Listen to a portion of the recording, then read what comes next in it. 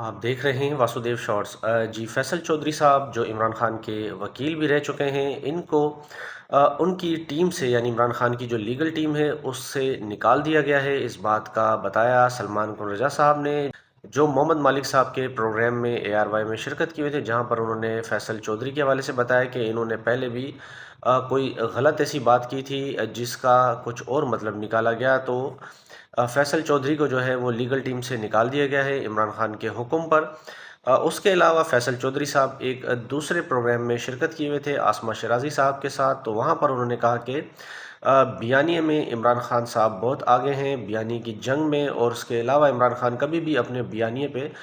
Compromise نہیں کریں گے۔ یہاں تک کہ انہوں نے یہ بھی کہا کہ جو ڈیالہ جیل کے باہر نکل کر پریس کانفرنس والی بات ہے وہ پارٹی میں ڈسکس ہی نہیں ہوئی۔ انہوں نے یہ کہا کہ جب میں عمران خان کو ڈسکس نہیں کروں گا، عمران خان پر بات نہیں کروں گا،